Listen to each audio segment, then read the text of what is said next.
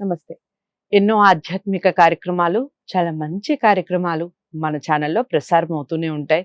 మీ నుంచి కూడా మంచి స్పందన వస్తుంది. అందులో భాగంగా గోవుకి సంబంధించి గతంలో చాలా వీడియోస్ చేసాం. మనందరికీ సుపరిచితులే. ఆహ్, లక్ష్మణరేఖ గోపాలకృష్ణ గారు. ఎన్నో సంవత్సరాల నుంచి ఈ గోవుకి సంబంధించి పుస్తకాలు రచించడమే కాదు, దానికి సంబంధించి నిరంతరం ఒక తపస్సు చేస్తున్నారని చెప్పొచ్చు. దాన్ని ఎలా పరిరక్షించుకోవాలి, మనం ఎలా కాపాడుకోవాలి, ఎందుకు పూజించాలి, దాని ప్రాధాన్యత ఏమిటి, ఇలా చాలా వీడియోస్ ఆల్రెడీ నేను చేసున్నాను. మన ఛానల్లోనే ఉన్నాయి. మీరు వాటిని అన్నిటినీ ఖచ్చితంగా వాచ్ చేయండి, వాచ్ చేయని వాళ్ళు ఎవరన్నా ఉంటే. ఇక ఈరోజు నందికి సంబంధించి కొన్ని ముఖ్యమైన విషయాలు తెలుసుకోబోతున్నాం. అసలు ఎందుకు నందిని పూజించాలి, ప్రాధాన్యత ఏమిటి, పురాణాల్లో ఏం చెప్పబడింది నందికి సంబంధించి, ఇలా చాలా విషయాలు. ఒకవేళ పొరపాటున నందిని దూషిస్తే మనకి కలిగే ప్రమాదాలు ఏమిటి, ఈ విషయాలన్నీ కూడా ఈరోజు గోపాలకృష్ణ గారి మాటల్లో తెలుసుకునే ప్రయత్నం చేద్దాం. వీడియో ఎక్కడా కూడా స్కిప్ చేయకండి. డౌట్స్ ఏమైనా ఉంటే ఖచ్చితంగా కామెంట్ బాక్స్లో తెలియచేయండి. నమస్కారం అండి. చాలా సంతోషంగా ఉంది. మళ్ళీ మీరు మొదలు పెడుతూనే ఒకసారి వాయిస్ టెస్ట్ అనగానే జై గోమాతరం అంటారు. చాలా అంటే చాలా ఇన్ని సంవత్సరాలుగా మీరు నిరంతరం ఈ తపస్సు ఫలితం అనే చెప్పొచ్చా? ఇప్పుడు కాస్త ప్రాధాన్యత పెరిగింది గోవుకి సంబంధించి అంటారా? నేను ఒక పుష్కర కాలంగా గోవు గురించి ఎక్కువ శ్రద్ధ తీసుకుని గోవు గురించిన ప్రచారం చేయాలి, గోవు రక్షించబడాలి, గోమాత విశ్వమాత అని ప్రాణప్రదంగా భావించి నా ధ్యాస శ్వాస గోవుగా మలుచుకుని తిరుగుతున్నాను. దీంట్లో మనం తెలుసుకోవాల్సింది ఏంటంటే గోమాత, గోమాత లేకపోతే వృషభం, లేకపోతే నంది, గంగిరెద్దు, ఇలాంటివన్నీ మనం చాలా రకాలుగా వాడుతూ ఉంటాం. ఇవన్నీ ఒకటే గో సంతతి. అంటే ఫిమేల్ అయితే గో మాత అంటాం, మేల్ అయితే వృషభం అంటాం. వృషభమే నంది, నందే గంగిరెద్దు, అన్నీ ఒకటి. దీంట్లో మనం నిత్యం నందిని మనం చూడాలంటే ఈశ్వరాలయానికి వెళ్ళాలి. ఈశ్వరుడు లింగానికి ఎదురుగుండా నంది ఉంటుంది. నేను అదే అడుగుదాం అనుకున్నాను. మామూలుగా నందికి సంబంధించి చాలా మంది మనం ఈశ్వర ఆలయానికి వెళ్ళినప్పుడల్లా శివుణ్ణి దర్శించుకోవడానికి ముందు నందే కనిపిస్తుంది, నంది నుంచే ఈశ్వరుణ్ణి చూడాలి అని అనుకుంటారు. కారణం ఏంటంటారు? అసలు దాని వెనకాల ఉన్నటువంటి చరిత్ర ఏమిటి? అది ప్రత్యేకంగా శివుడికి నంది వాహనం. అవును. నందిని మనం చూస్తే నంది మీద శివుడు ఉన్నట్టే లెక్క. ఎప్పుడు నంది శివుణ్ణి మోస్తూ వాహనంగా దాన్ని తిరుగుతూ ఉండడమే ఆయనకి ఆనందం. శివుడికి ఎంత ప్రాధాన్యత ఉందో మనం శివుడికి ఎంత ప్రాధాన్యత ఇస్తామో శివుడు నందికి అంత ప్రాధాన్యత ఇస్తాడు. దీంట్లో సంశయం లేదు.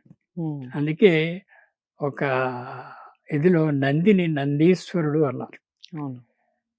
మనం గుళ్ళోకి వెళ్ళగానే నందిని చూసేవంటి నంది పర్మిషన్ తీసుకుని శివుడిని చూడాలి. నందీశ్వర నమస్తుభ్యం సాంబానంద ప్రదాయకం, ఈశ్వర సంరక్షణార్థం మాకు సెలవు అని చెప్పి ఆయన్ని కోరి మనం లోపలికి వెళ్ళి శివుడిని తలుచుకోవాలి. అలాగా నందిని ఎలాగా కొలవాలి అనేది కూడా ఉంది. మీరు చెప్పినట్టు ఆ 2 కొమ్ముల మీద 2 వేళ్ళు వేయాలి, పృష్ఠ భాగంలో నిమరాలి, నిమిరి దీంట్లోంచి శివుడిని చూడాలి. చూస్తే కైలాస ప్రాప్తి జరిగినట్టు అని ఒక నానుడి. అది నిజమేనంటారు? నిజం. కైలాసం చూసిన వాళ్ళు అవుతారు అలా చూస్తే. శివుడిని చూడడం కదా కైలాసం. ఈ పృష్ఠ భాగంలో నదులన్నీ ప్రవహిస్తూ ఉంటాయట. ఆయన చేత అక్కడ నిమిరితే చాలా సంతోషించి నంది శివుడికి మన రికమెండ్ చేస్తాడు, వాళ్ళ వాళ్ళు వచ్చారు చూసుకోవాలి. సో అది పర్మిషన్ అన్నమాట. నంది పర్మిషన్ తీసుకుని శివుడిని చూడడం అనేది ప్రాధాన్యత. మామూలుగా ఏదో వాహనం ఏదో ఎక్కి తిరుగుతాడు, మనం ఏదో వాహనం వాడినట్టుగా కారు వాడినట్టుగా అని అనుకోకూడదు. ఉమ్, నిరంతరం నంది ధ్యాస ఎప్పుడూ కూడా శివుడి మీదే ఉంటుంది. ఉమ్, తన ఉచ్ఛ్వాస నిశ్వాసాల్ని రెండు శివుడికి వదులుతూ ఉంటాడు. అంటే ఒక ఫ్యాన్ లాగా ఆయనకి ఎప్పుడూ ఈయన గాలి తగులుతూ ఉండాలి ఉమ్, అని ఈ నంది ఉద్దేశం. ఉమ్, శివుడు కూడా పరమానందపడతాడు right. అలా చేస్తే. ఉమ్, అంచేత నందికి శివుడికి మధ్యన ఏం అడ్డు రాకుండా చూసుకోవాలి. right. ఉమ్, మనం అలా క్రాస్ చేసి వాళ్ళిద్దరి మధ్యని వెళ్ళామంటే మహాపాపం. అంచేత నంది యొక్క సేవని మనం అడ్డగిస్తున్నట్టయితే. ఉమ్. అంచేత ఇప్పుడు మనం శివాలయంలో గురువు గారు ఉమ్. ప్రదక్షిణలు చేస్తూ ఉంటాం ఉమ్. కదా, అది నంది చుట్టూరు తిరగాలంటారా, శివునితో నంది పాటు చుట్టూ ఎప్పుడు తిరగకూడదు? ఉమ్. ఉమ్.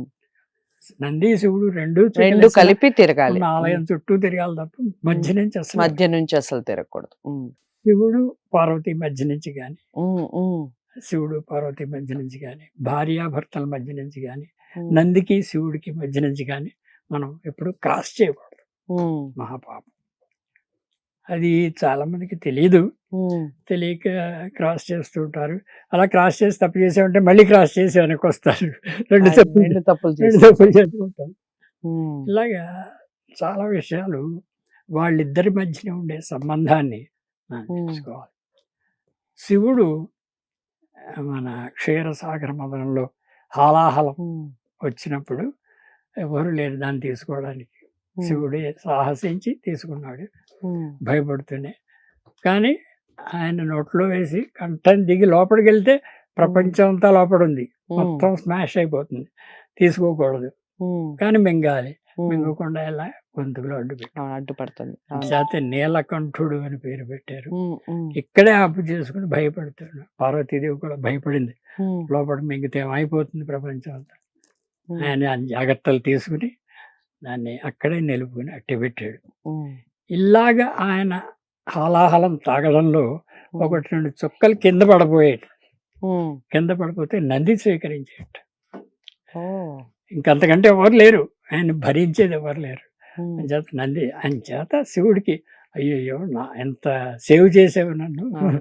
ఉమ్, అని చెప్పి శివుడు చాలా సంతోషించాడు, ఉమ్, చాలా ఆనందపడ్డాడు. ఉమ్. తర్వాత మూడవ నేత్రంలో అగ్ని ఉంటుంది శివుడికి. ఓకే. ఉమ్, ఆ అగ్ని ఎదురకుండా భరించే వాళ్ళు ఎవరు లేరు, ఉమ్, ఉమ్, ఒక్క నంది. అంచేత ఎదురకుండా నందిని పెడతారు. ఉమ్. అది చాలా గొప్ప విషయం. విషయం. శివుడికి నంది అంటే ఎందుకు ప్రేమ అని ఉమ్. అడిగారే అదనమాట. అంత అవినాభావం. అందుకే నువ్వు నందీశ్వరుడు అని టైటిల్ ఇచ్చేసాడు. టైటిల్ చాలా చక్కగా చెప్పారు. ఇక నందికి సంబంధించి మరింత సమాచారం, అంటే నందిని ఏ విధంగా పూజించుకోవాలి, పూజా విధానం ఏ విధంగా ఉండాలి అనేది తదుపరి వీడియోలో తెలుసుకుందాం. గురువుగారు చాలా అంటే చాలా చక్కటి వివరణ ఇస్తారు. తప్పకుండా అందరూ పాటించే ప్రయత్నం చేయండి. కొన్ని విషయాల్ని సూచించడం జరుగుతుంది, వాటిని కూడా పాటించే ప్రయత్నం చేయండి. డౌట్స్ ఏమైనా ఉంటే ఖచ్చితంగా కామెంట్ బాక్స్లో తెలియజేయండి. వీడియోని లైక్ చేసి షేర్ చేయండి, ఛానల్ని సబ్స్క్రైబ్ చేసుకోండి. మరో మంచి వీడియోతో మళ్ళీ మీ ముందు ఉంటాను. నమస్తే.